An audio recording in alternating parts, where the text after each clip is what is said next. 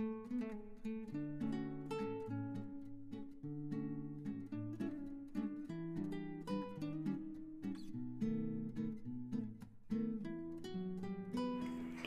શ્રી કૃષ્ણ. અધ્યાય 1 શ્લોક 20. આપણે આજે શ્લોક 20નો રસાસ્વાદ કરીશું. અથ વ્યવસ્થિતાન દ્રષ્ટવા ધર્તરાષ્ટ્ર ન કપિધ્વજ પ્રવૃત્તે શસ્ત્ર સંપાતે ધનુઃ ઉદ્યમ્ય પાંડવઃ ઋષિકેશં તદા વાક્યમ ઇદમ આહ મહીપતે. અર્થાત તે વખતે હનુમાનજીના ચિહ્નથી અંકિત ધ્વજવાળા રથમાં આરૂઢ થયેલા પાંડુપુત્ર અર્જુને પોતાનું ધનુષ્ય ઉઠાવ્યું અને તે બાણ છોડવા તૈયાર થયો. હે રાજન, ધૃતરાષ્ટ્રના પુત્રોને વ્યૂહમાં ગોઠવાયેલા જોઈને અર્જુને પછી ભગવાન શ્રી કૃષ્ણને આ પ્રમાણે વચનો કહ્યા.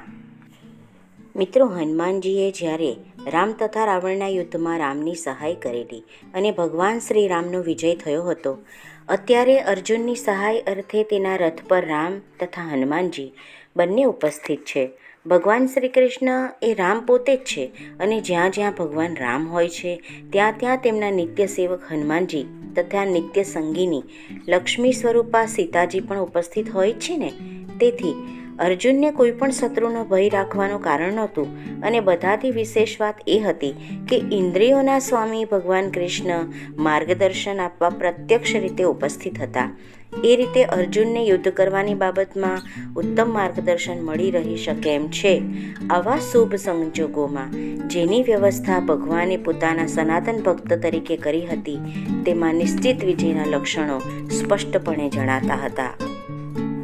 મિત્રો, શ્રીમદ ભગવદ્ ગીતાની આ સફરમાં આપનો ખૂબ સુંદર સહકાર પ્રાપ્ત થઈ રહ્યો છે. એ માટે આપનો ખૂબ ખૂબ આભાર.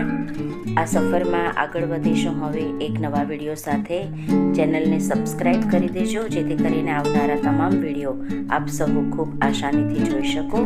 જય શ્રી કૃષ્ણ.